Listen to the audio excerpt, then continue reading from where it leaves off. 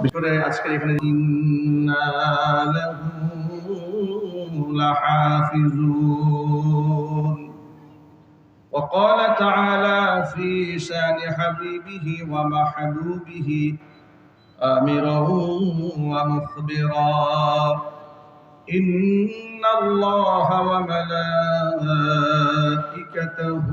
يصلون على النبي يا أيها الذين آمنوا صلوا عليه وسلموا تسليما اللهم صل على محمد وعلى آل محمد كما صليت على إبراهيم وعلى آل إبراهيم إنك حميد مجيد اللهم بارك على محمد وعلى آل محمد كما باركت على إبراهيم وعلى آل إبراهيم إنك حميد مجيد محبت زبان ছেড়ে দিয়ে সকলে মিলে কিছুক্ষণ জিকির করুন লা ইলাহা ইল্লাল্লাহ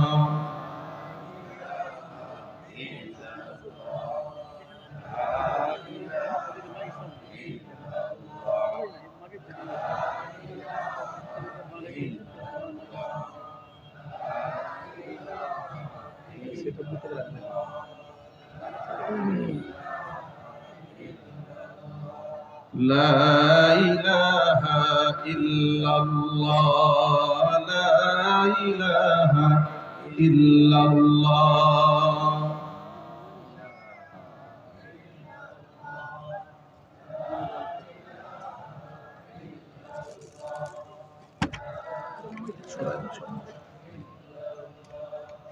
لا إله إلا الله لا إله إلا الله محمد رسول الله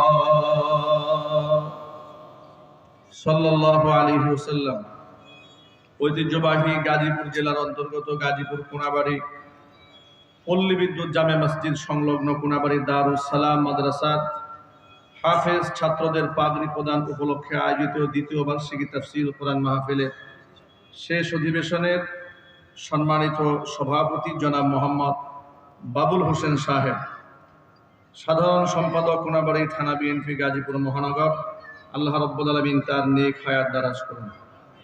আজকের এই তাফসীর কোরআন মাহফিলের সম্মানিত প্রধান অতিথি জনাব মোহাম্মদ আজিজুল বারী হেলাল, আহ্বায়ক কোনাবাড়ি থানা স্বেচ্ছাসেবক লীগ গাজীপুর মহানগর, আল্লাহ রাব্বুল আলামিন তাকেও দিনের জন্য কবুল করুন। এছাড়াও আমন্ত্রিত বিশেষ অতিথিবৃন্দ, হাজরাত, উলামায়ে কেরাম, মুরব্বিয়ানে আযম, অত্র এলাকা এবং পার্শ্ববর্তী এলাকার বিভিন্ন প্রান্ত থেকে ছুটে আসা দিন দরদি, ইমানদার, পরহেজগার, মুত্তাকি মুসলিম ভাইয়েরা, পর্দার অন্তরালে অবস্থানরত আমাদের সকলের শ্রদ্ধাভাজন পর্দানিশীন মা এবং বোনেরা, মহান আল্লাহ রাব্বুল আলামিনের দরবারে আলিশানে লাখ কোটি শুকরিয়া আদায় করছি যে মহান মনিব মুসলিম উম্মার এই ক্লান্তি লগ্নে অধপতনের সময়ে হাজারো প্রতিকূলতাকে উপেক্ষা করে শত সহস্র বাধাকে পেরিয়ে নবী করিম সাল্লাল্লাহু আলাইহি ওয়াসাল্লামের ভাষায় বেহেশতের বাগানের মধ্যে উলামায়ে কেরামের মাজলিসে কোরআন হাদিসের মাহফিলে আমাদেরকে একত্রিত হয়ে কোরআন সুন্নাহ থেকে আলোচনা করার, আলোচনা শোনার সুযোগ করে দিয়েছেন। এই জন্য আপনারা খুশি না বেজার? কম না বেশি? উচ্ছ্বসিত কণ্ঠে খুশি মনে মন প্রাণ উজাড় করে আল্লাহ পাকের শেখানো ভাষায় শুকর গুজার করছি। জবান ছেড়ে দিয়ে সকলে একযোগে বলছি আলহামদুলিল্লাহ। রব্বানা লাকাল হামদ হামদান কাসীরা তাইয়িবান মুবারাকান ফীহি রব্বানা লাকাল হামদু কামা ইয়ানবাগী লিজালালি ওয়াজহিকা ওয়া আযীমি সুলতানিকা। আল্লাহ রাব্বুল আলামিন আজকের তাফসীরুল কোরআন মাহফিলকে কবুল করুন। কোনাবাড়ি দারুস সালাম মাদ্রাসাকে আল্লাহ তাআলা কিয়ামত পর্যন্ত কবুল করুন। মাদ্রাসার সমস্ত হাজাত আল্লাহ পাক তার গায়বে খাজানা থেকে মিটিয়ে দিন। যে ছেলেরা মাথার মধ্যে আজকে পাগড়ি পেয়েছে কোরআনে কারিমের হিফজ সম্পন্ন করে, আল্লাহ পাক যেন তাদেরকে কোরআনে কারিমের দায়ী হিসেবে কবুল করেন। যোগ্য আলেমী দ্বীন হওয়ার তৌফিক দান করেন। পিতা মাতার চক্ষু শীতলকারী সন্তান হিসেবে কবুল এবং মঞ্জুর করেন। অত্র এলাকার সমস্ত মুর্দেগানের কবরে আযাব আল্লাহ তাআলা কিয়ামত পর্যন্ত বন্ধ করে দিন। কাল হাসরের কঠিন ময়দানে আয়োজন আল্লাহ রাব্বুল আলামিন আমাদের সকলের নাজাতের জরিয়া হিসেবে কবুল করুন। প্রিয় ভাইরা, কোরআন মাজিদের হাজার হাজার আয়াতের ভেতর থেকে সূরাতুল হিজরের 9 নম্বর আয়াত, ছোট্ট একটা আয়াতে কারিমা খুতবার মধ্যে তেলাওয়াত করেছে। লম্বা ভূমিকায় না গিয়ে এই আয়াতের প্রেক্ষাপটে সংক্ষিপ্ত পরিসরে বর্তমান অবস্থাকে কেন্দ্র করে কিছু কথা বলতে চায়। আল্লাহ পাক যেন বলার শোনার আমল করার তৌফিক দান করেন। আমিন। আল্লাহ তাআলা এই আয়াতে বলেছেন, ইন্না নাহনু নাযালনা যিকরা ওয়া ইন্না লাহু লাহাফিজুন। নিশ্চয়ই কোরআনে কারীম নাযিল করেছে, আমি সংরক্ষণ করার দায়িত্ব আমি নিজ হাতে গ্রহণ করেছি। অতএব পৃথিবীর সমস্ত মানুষ মিলেও যদি চেষ্টা করে এই আলোকে নিভিয়ে দিতে, এই আলো কোনোদিন নিভিয়ে ফেলা সম্ভব নয়। এই আলোকে নিভিয়ে দেওয়ার চেষ্টা হয়েছে যখন এটা নাজিল হয়েছে তখন থেকেই।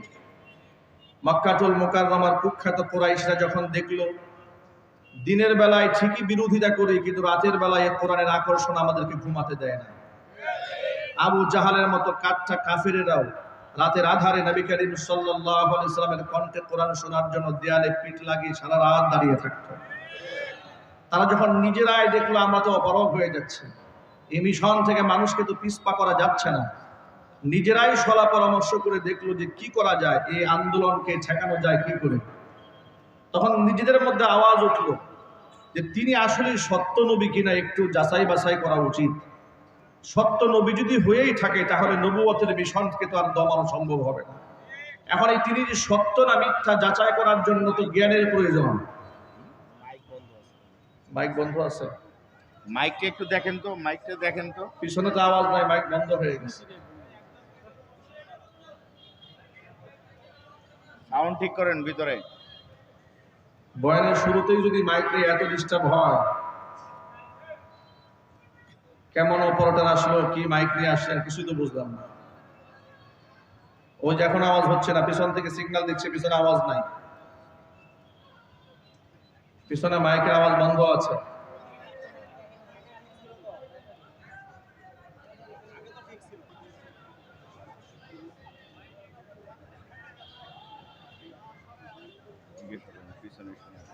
পিছনের মাইকে আওয়াজ হয়েছে, এখন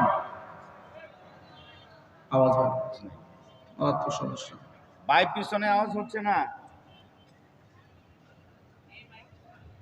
এই সমস্যা কখন থেকে?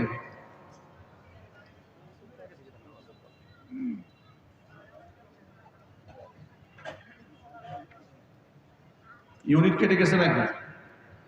ইউনিট কেটে গেছে? আচ্ছা, তাড়াতাড়ি দিবে, তাড়াতাড়ি লাগে।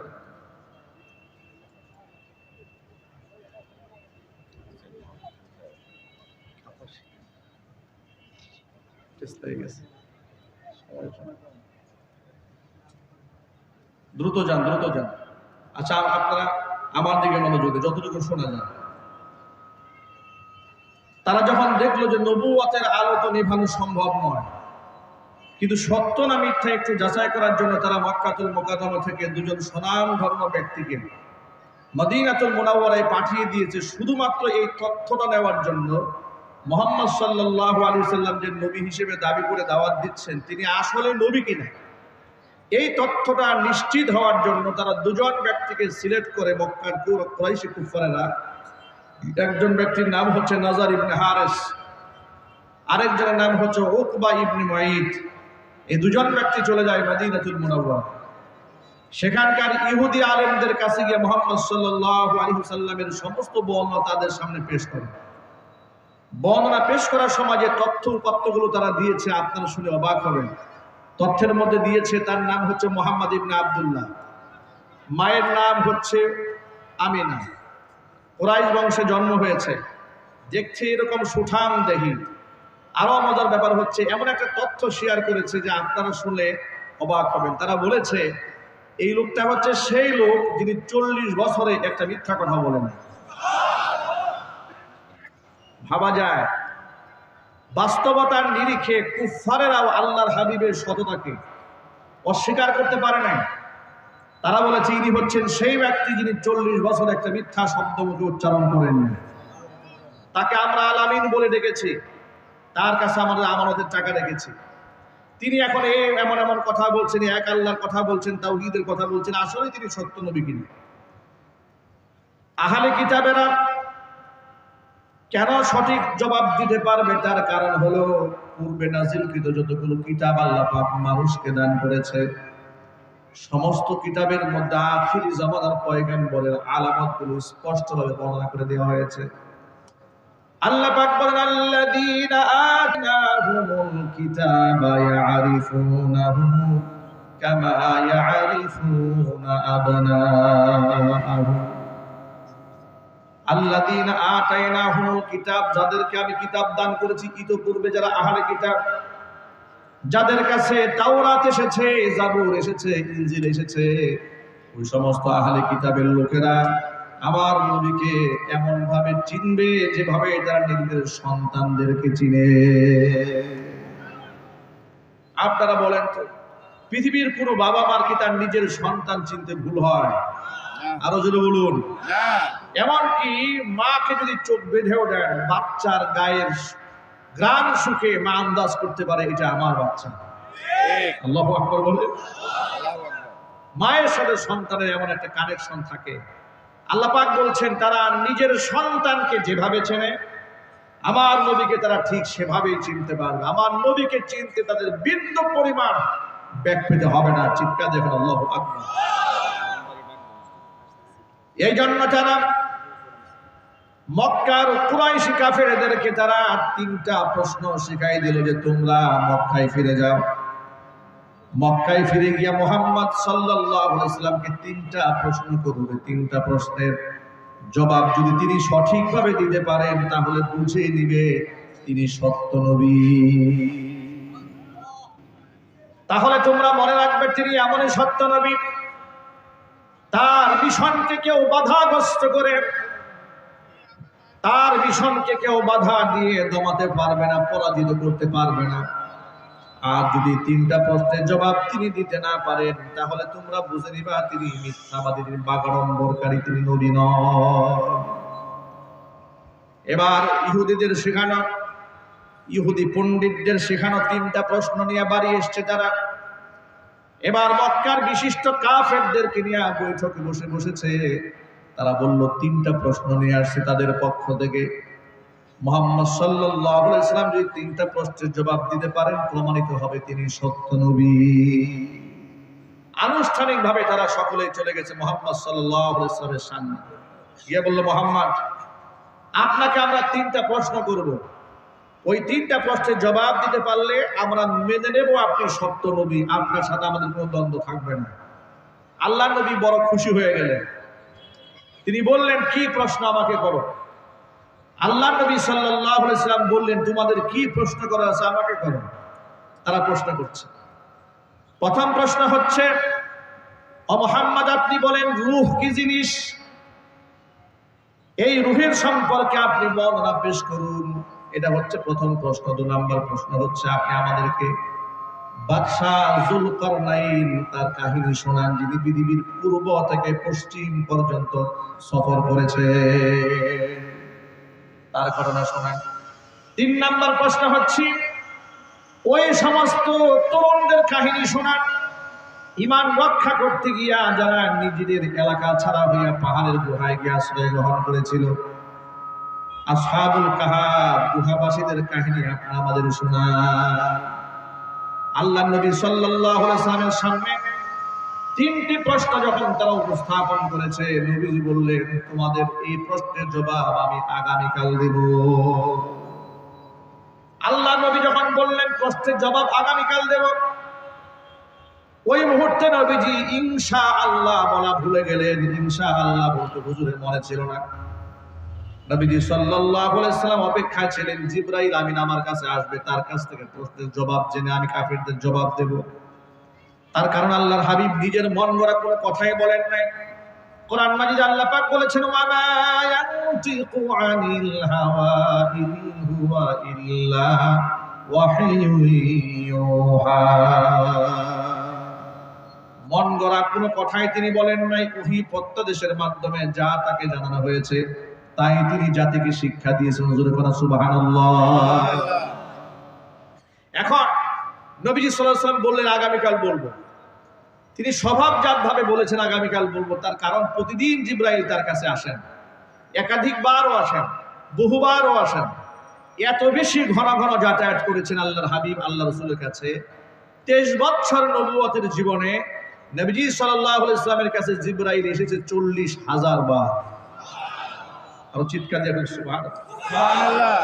ভাবা যায় কত ঘন ঘন যাতায়াত করেছে জিবরাইল। কিন্তু আগামীকাল যখন এসেছে জিবরাইল তো আর আসে না। জিবরাইল আসে না, নবীজি প্রশ্নের জবাবও জানতে পারছেন না, কুফফারদের প্রশ্নের জবাব দিতেও পারছেন না। দিন গুজরায় গেল, কাফেররা হট্টগোল শুরু করে দিয়েছে। মুহাম্মদ, তুমি আমাদের সাথে ওয়াদা করেছো আমাদের কাছে জবাব দেবে, প্রশ্নের জবাব চায়। নবীজি সাইলেন্ট হয়ে গেলেন, কোনো জবাব নেই। আল্লাহর হাবিব সাল্লাল্লাহু আলাইহি ওয়াসাল্লাম বড় পেরেশান হয়ে গেলেন, জিবরাইল কেন আসে না? প্রথম দিন চলে গেল, জিবরাইল এলো না। দ্বিতীয় দিন চলে যায়, নবীজি বারবার আকাশ পানে তাকিয়েছেন, জিবরাইল কখন আসবে তাও আসে না। এবার তৃতীয় দিন যায়, চতুর্থ দিন যায়, পঞ্চম দিন যায়, সপ্তাহ চলে যাচ্ছে, জিবরাইল আসে না। আল্লাহ নবী এতটা পেরেশান হয়ে গেলেন, এত বেশি অস্থির হয়ে গেলেন, কুফফাররা বলতে শুরু করে দিল, মুহাম্মদকে যে জিনে ধরেছিল ওই জিন মুহাম্মদকে ছেড়ে পালায়ে গেছে। নাউযুবিল্লাহি মিন যালিক। এভাবে কথা বলে বলে তারা মুহাম্মদ সাল্লাল্লাহু আলাইহি ওয়াসাল্লামকে খুব কষ্ট দিচ্ছিল। 15 দিন পর আল্লাহ রাব্বুল আলামিন জিবরাইল আলাইহিস সালাতু ওয়াস সালামকে দুনিয়াতে পাঠালেন সূরাতুল কাহাফ দিয়ে। এই সূরা যখন নাযিল হয় 70,000 রহমতের ফেরেশতা জিবরাইলের সাথে জমিনে অবতরণ করে। প্রশ্নের জবাবগুলো তার মধ্যে দেওয়া হয়েছে, বিশেষভাবে উল্লেখ করা হয়েছে, কেন আপনার কাছে 15 দিন আল্লাহ আমাকে পাঠান নাই আপনি একটু শুনেন। আপনাকে সামান্য লঘু একটা মানসিক যন্ত্রণায় ফেলে দেওয়ার কারণ একটা, এটা হচ্ছে আল্লাহর পক্ষ থেকে সামান্য একটা সতর্কবাণী। এই জন্য 15 দিন আল্লাহ আমাকে পাঠান নাই, কেন আপনি কথা বলতে গিয়ে ইনশাআল্লাহ বলেন নাই। আল্লাহ নবীকে আল্লাহ পাক জানায় দিলেন, ওয়ালা তাকুলান্না লিশাইইন ইন্নী ফাইলুন যালিকা গাদা ইল্লা আইয়াশা আল্লাহ واذكر ربك إذا نسيت وقل عسى أن يهديني ربي لأقرب من هذا رشدا। আগামীকাল কিংবা আগামী ভবিষ্যতের ব্যাপারে আপনি কোনো কথা বলবেন না ইনশাআল্লাহ ব্যতি রেখে। ইনশাআল্লাহ মানে হচ্ছে যদি আল্লাহ চান আমি একটা জিনিস আগামীর জন্য বলার ক্ষেত্রে কিংবা করার ক্ষেত্রে আমি বলবো ইনশাআল্লাহ এটা করব, এর মানে হচ্ছে এটা আমি করতে পারবো না যদি আল্লাহ পাক না চান। কথা বলতে হবে, ঠিক কিনা? ফুকাহায়ে কেরামের পরিভাষায় উম্মার জন্য ইনশাআল্লাহ বলা, আগামী ভবিষ্যতের ক্ষেত্রে কথা বলার ক্ষেত্রে ইনশাআল্লাহ বলাটা ওয়াজিব। কারণ এই আল্লাহ রাব্বুল আলামিন এই আয়াতের মধ্যেই বলে দিয়েছেন, ওয়াজকুর রাব্বাকা ইযা নাসিত। হে নবী, যদি আপনি ইনশাআল্লাহ বলতে ভুলে যান, যখন আপনার মনে পড়বে আপনি তখনই আমার কথা স্মরণ করে ইনশাআল্লাহ বলে নেবেন। সুবহানাল্লাহ বলবেন। তাহলে একজন মুমিন মুসলমান হিসেবে আমার দায়িত্ব হচ্ছে আগামী ভবিষ্যতের জন্য কোনো কাজ কোনো কথা বলতে গেলে আমি ইনশাআল্লাহ সহই বলবো।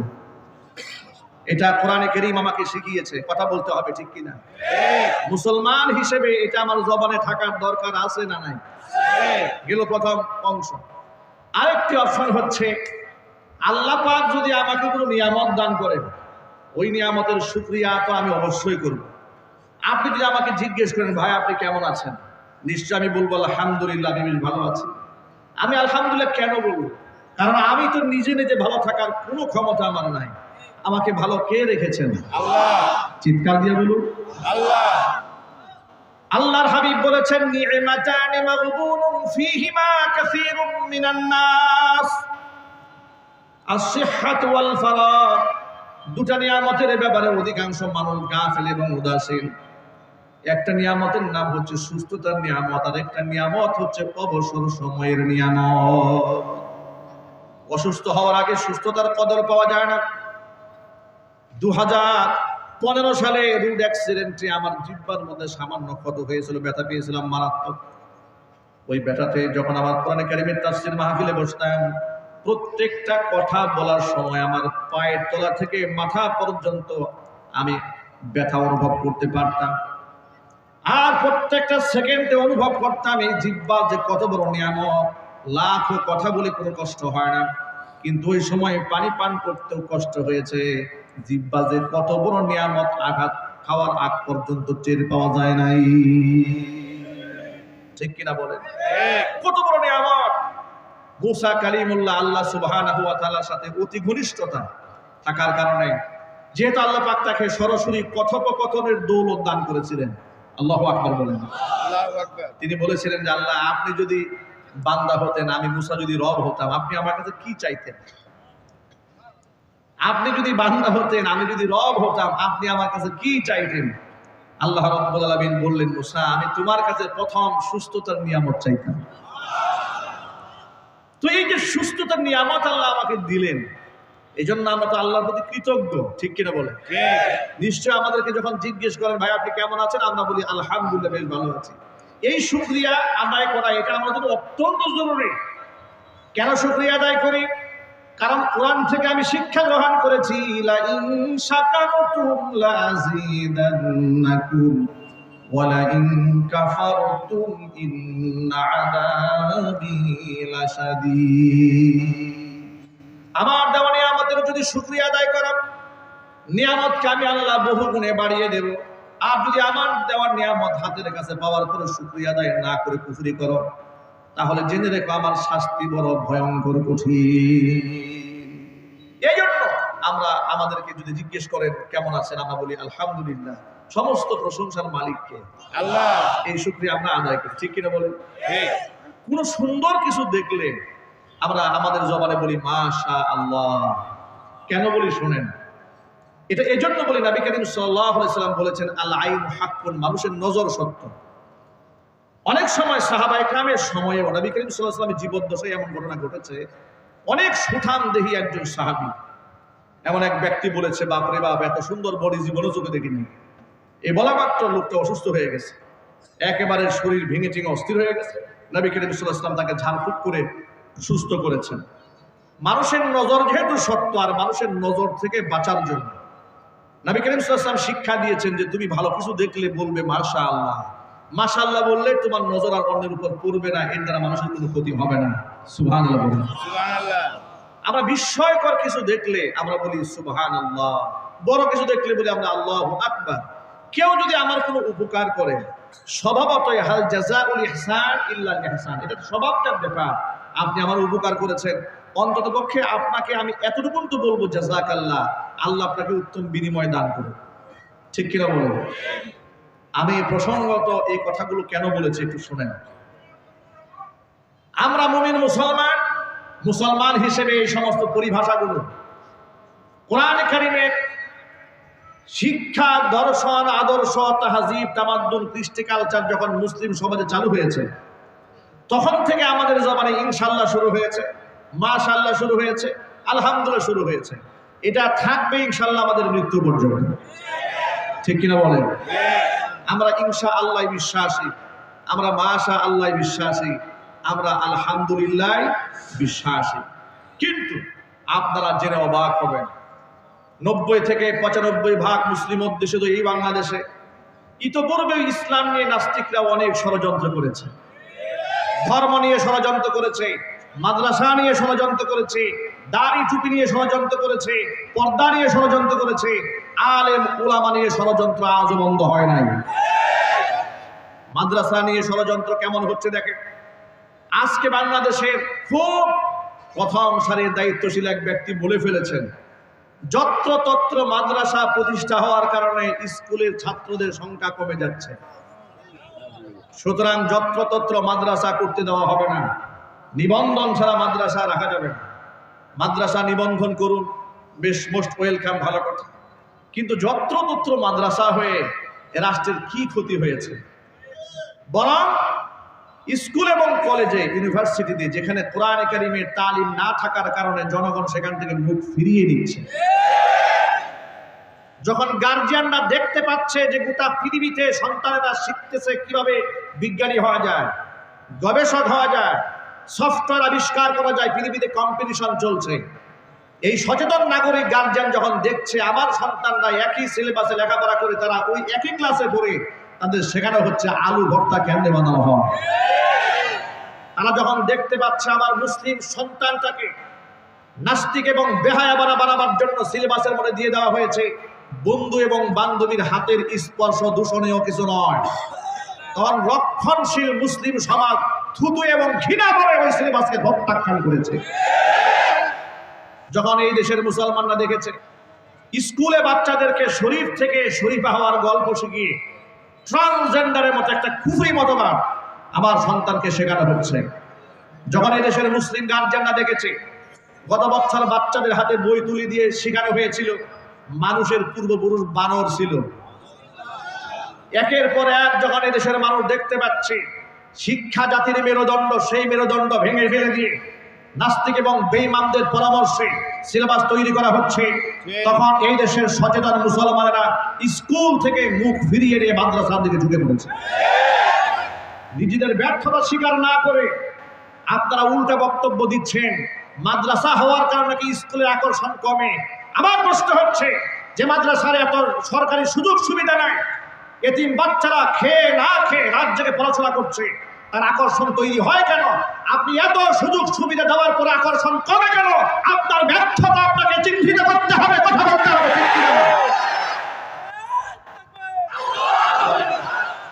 আপনি সেটা না করে, আপনি নিজের ব্যর্থতাকে না ঢাকতে পেরে উল্টো মাদ্রাসার দিকে আপনি চোখ রাঙিয়ে কথা বললেন, মাদ্রাসা যত্রতত্র হচ্ছে বলে স্কুলের আকর্ষণ কমেছে, বরং স্কুল তার মূল আদর্শ হারিয়ে ফেলছে বলেই আজকে সন্তানরা মাদ্রাসার দিকে ঝুঁকেছে।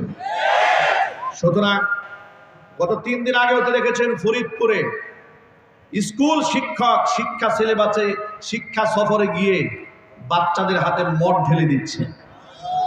এই দৃশ্য যখন এই জাতি দেখে তখন তো ওই শিক্ষার প্রতি আর আস্থা জাতির থাকে না, কথা বলেন ঠিক কিনা? সুতরাং এই বকওয়াস করা বন্ধ করে দেন, সুতরাং এই বকওয়াস করা বন্ধ করে দিয়ে মাদ্রাসার প্রতি ইমানদারেরা ঝুঁকেছে। এই জন্য মাদ্রাসার সন্তানরা ইয়াবাখুর হয় না, মদখুর হয় না, গাঁজাখুর হয় না, সন্ত্রাস হয় না, চান্দাবাজ হয় না, টেন্ডারবাজ হয় না। থানার মধ্যে ব্ল্যাক লিস্ট আছে, কোনাবাড়ি থানায় খোঁজখবর নিয়ে দেখুন, দাড়ি টুপি পাঞ্জাবি পরিহিত মসজিদের ইমাম মুয়াজ্জিন খতিব মুফতি মুহাদ্দিস ব্ল্যাক লিস্টে একটা নাম খুঁজে পাওয়া যাবে না। তাহলে সেই আদর্শ শিক্ষা ব্যবস্থা থেকে জাতিকে আপনি মুখ কেমনে ফিরাই নেবেন? ওই বকওয়াস কথা বলে ধোঁকা দিয়ে জাতিকে আর বোকা বানানো যাবে না। এদেশের মুসলমান সচেতন হয়েছে, কথা বলতে হবে ঠিক কিনা? আবার এই দেশের মুসলমানেরা এই যে আলহামদুলিল্লাহ ইনশাআল্লাহ মাশাআল্লাহ বলে 21শে ফেব্রুয়ারিতে বাংলাদেশের বিখ্যাত টেলিভিশন চ্যানেল এটিএন নিউজে এক কুখ্যাত নাস্তিক তথাকথিত বাংলা সাহিত্যিককে দাওয়াত দিয়েছে বাংলা ভাষার ফজিলত বয়ান করার জন্য। উনি ফজিলত বর্ণনা করে গিয়ে বলছে এই যে বাংলাদেশের ছেলেরা ইদানিং মাশাআল্লাহ বলে, আলহামদুলিল্লাহ বলে, ইনশাআল্লাহ বলে, এটা নাকি বাংলা ভাষার মধ্যে একটা শকুনের থাবা পড়েছে, এটা নাকি বাংলা ভাষার বিকৃতি হয়েছে। কেন সন্তানরা ইনশাআল্লাহ বলে? এই পাগলের মাথা নষ্ট হয়ে গেছে। এই পাগলকে বলি, পাগল তুমি তো বলেছো ইনশাআল্লাহ বাংলাদেশে নতুন শুরু হয়েছে, তুমি তো হয়তো গোমূত্র পান করতে করতে তোমার দিমাগ নষ্ট হয়েছে। তোমাকে একটু স্মরণ করিয়ে দেই, এই দেশ স্বাধীন বাংলাদেশ হওয়ার আগে